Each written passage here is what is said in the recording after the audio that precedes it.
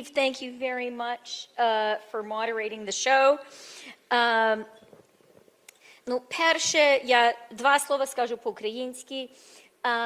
Я дуже сердечно хочу подякувати всім українцям, всім українок, що є тут, що приїхали до нас. Я знаю, що ви воюєте за себе, але ви так само воюєте за нас. Ви дійсно воюєте за весь демократичний світ.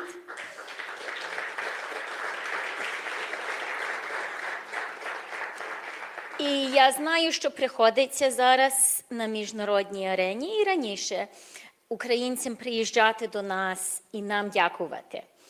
Але я думаю, що правильніше це нам вам дякувати. То сердечно, сердечно вам дякую і низький вам поклін.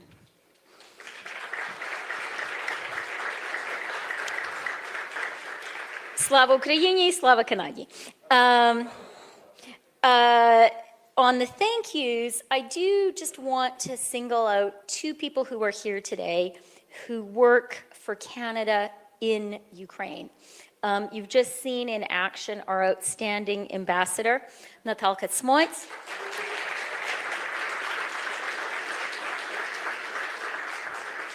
And I had the chance to see her in action. I've seen her in action many times in Kyiv, but I saw her for a whole week.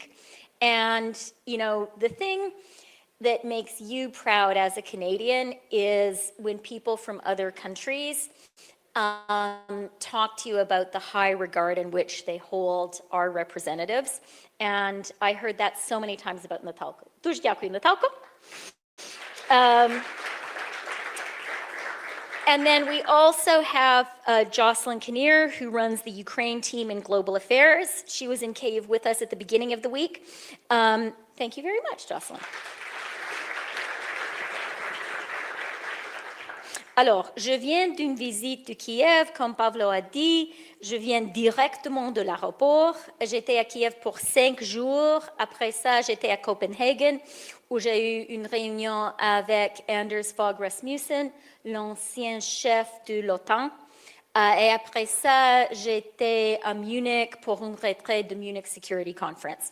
Une retraite où on a parlé avec plusieurs des gens de l'Allemagne, de le gouvernement, de Bundestag, plusieurs Européennes en général, et aussi beaucoup de représentants de l'OTAN étaient là.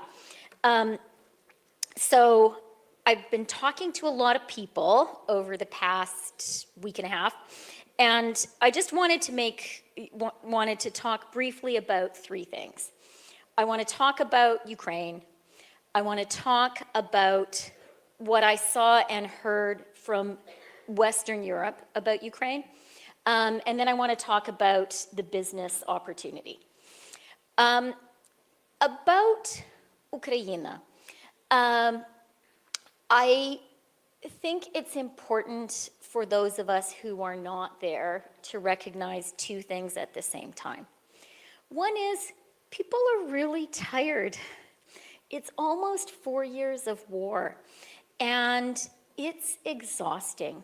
I didn't meet a single person who was not touched directly by the war in some way, who didn't have a husband, a brother, a fiance, a son, a sister fighting in the war or wounded in the war or killed in the war. This is the everyday reality of Ukrainians. And of course, they're really exhausted.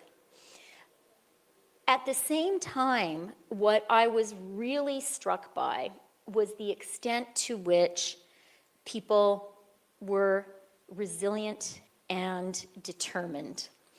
I think you've heard that in the panels that we've had already. It was just so impressive to me that people would have missile strikes in the night, go down to the bomb shelters, and you know what they said to me is, you know, you go to the bomb shelters, but you wake up in the morning, you have a strong cup of coffee, and you go to work. And that is the attitude. I was only in Kyiv, but the stories that I heard from Kharkiv and Zaporizhia were in many ways even more impressive. Those are frontline cities. And this year, just this year, they are building 19 underground schools in Kharkiv, 30 underground schools in Zaporizhia. Think about what that says. What that says is people, families are determined to stay, and they're finding ways for their little children to go to school safely. To me, that is incredibly moving, and it says something about a determination to be there. A final thing I want to say about what was very striking for me about Ukraine is the Ukrainians I spoke to were determined to win the war, but they were equally determined to win the peace.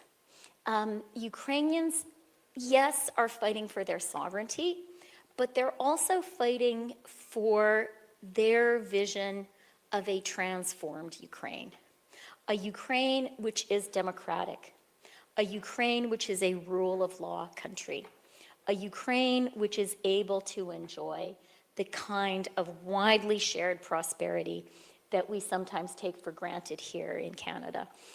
And I know that at this conference, and this was the case in Kyiv last week, there were, of course, conversations about the corruption investigations. From my perspective, those investigations are part of this conviction that Ukrainians have, that they're fighting Russia and they're fighting to win, and they are also fighting for the kind of Ukraine they're going to build at home. Corruption revelations are always challenging, but from my perspective, it's really important for us to recognize that this is not, it's not Steve Paikin's investigative reporting that has uncovered stuff. It's not an international financial institution, like the World Bank that has gone in and said, oh my goodness. This is a Ukrainian institution working in Ukraine with the support of the people of Ukraine and of the Ukrainian parliament.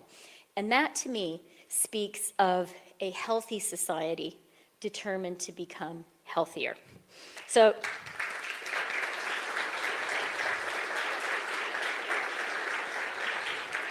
that's Ukraine.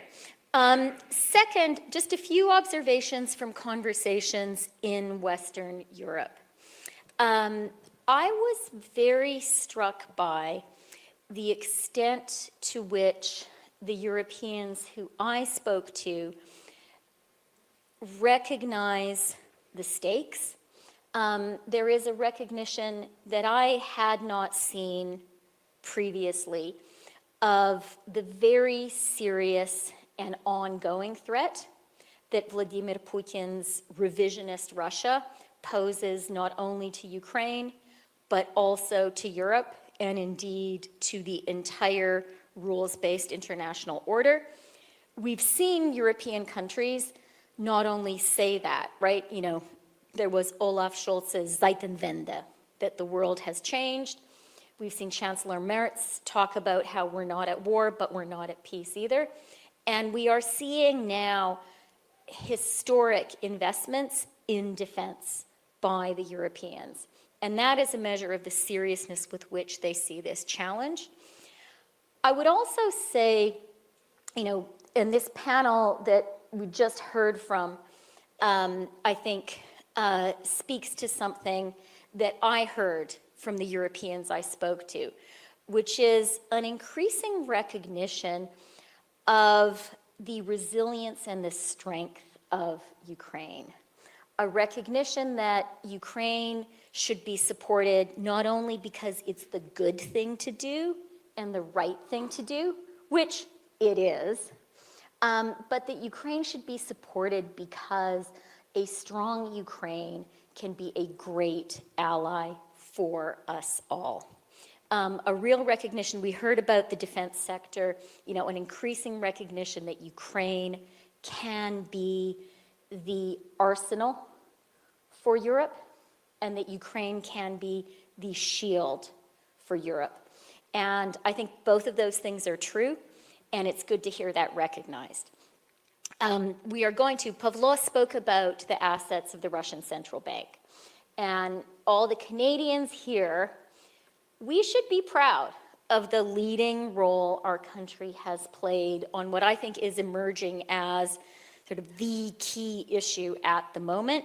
Canada was the first country to move on saying Russian assets broadly have to be frozen, and we need to be ready to confiscate those assets. And we worked hard at the G7 to move on making available some of those assets of the Russian Central Bank to Ukraine. There are a lot of conversations going on in Europe right now. There's going to be a decisive meeting in the middle of December, and that is going to be a real moment for Europe to show its willingness to be a real player and to be really there for Ukraine. Let's hope that Ukraine gets the support it needs to keep on being that shield and that arsenal. The final thing I want to talk about is the economic and business opportunity. I began my professional life as a journalist working in Ukraine, Russia, and what was still the Soviet Union. I watched and reported on the collapse of the Soviet Union. And I remember what a world-changing moment that was. It was transformative politically, but it was also this economic opportunity. And it was broadly understood that this was a moment of economic transformation, comparable maybe only to the Marshall Plan and Europe after the Second World War. Ukraine did some things with that opportunity. I think we shouldn't underestimate how hard it was simply to establish a sovereign state. But there were a lot of things that Ukraine didn't do. There are a lot of things in that transition that are not done. I think that we need to be thinking about Ukraine as right now being on the brink of, maybe even beginning to truly take advantage of that 1991 opportunity. I think this is a transformational moment for Ukraine. The society is already transformed. People, even in time of war, are transforming the economy. And as we move from fighting the war to fighting the peace, I think we really have to see this as an opportunity for an economic renaissance of the same scale and significance and depth that we saw after 1991 in parts of the world. You know, I crossed the border from Ukraine to Poland, and you can see how deep a transformation is possible. That is a transformation which is within Ukraine's grasp. And I really am so impressed by the resilience of Ukrainians, by the entrepreneurial approach that Ukrainians are taking to fighting this war, by just how smart and how competent they are. And they are doing that while fighting. Just imagine how incredible that economic renaissance can be when all of that energy that we have heard about here is unleashed and is directed to the rebuilding of Ukraine. And I'm not even sure, I'm not even sure rebuilding is exactly the right word, because I don't think, Ukraine needs to rebuild exactly what was there before the war. I think this is an opportunity for the transformation of Ukraine. And I think that is very exciting. I think that we know Ukrainians can do it. We know that they are doing the hard work to transform their society and their political economy to have a secure foundation for that transformation. And we in Canada, absolutely, our European partners recognize not only how important it is for Ukraine to succeed on the military battlefield, but how important and valuable it will be for Europe, for the democratic world, for Ukraine to become a prosperous Western democracy, securing that eastern flank. Really, for the first time in Ukraine's history, I think that is absolutely achievable. And I think we should also recognize, there is sometimes an advantage to starting from behind. And in business, in the economy, it can give a business, a community, a country, an opportunity to leapfrog and to use technologies, to use systems that are at the cutting edge. We see that in Ukraine already with something like GIA. The Ukrainian government has achieved a level of digitization, which other countries, maybe including our own, can only aspire to. It's sometimes easier to build when you don't have legacy systems. And I think that is a final reason that this really is a moment of transformation for Ukraine. So to conclude, I just want to say thank you very much. Дякую дуже. Zenon absolutely insisted that I come back from Europe a day earlier than I had intended because this is such an important meeting, and I'm glad to have done so.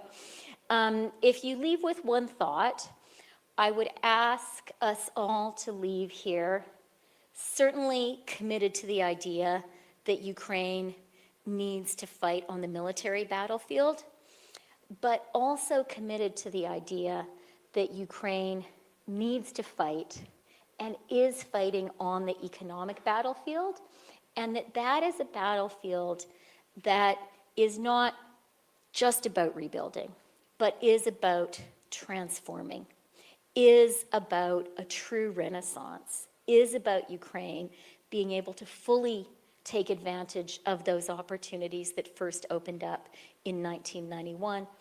And the Ukraine that is already at an incredibly difficult time accomplishing that transformation is a country that, yeah, for sure, we need to help Ukraine. We should. It's in our own interests. But it is a country that will be a fantastic partner for us all, a fantastic investment for the businesses that have the courage to invest now, a fantastic shield, a fantastic arsenal, a fantastic business opportunity. Дуже вам дякую. My friend, a great Canadian, Jean Chrétien, had demonstrated Canadian courage and resilience by traveling to Ukraine in September. And he won the hearts of Ukrainians by saying, keep fighting. And also his wonderful slogan, Vive le Canada. Alors je vais dire, Vive le Canada, Vive l'Ukraine, Slava Ukraini, Slava Kanagi. Дякую вам дуже.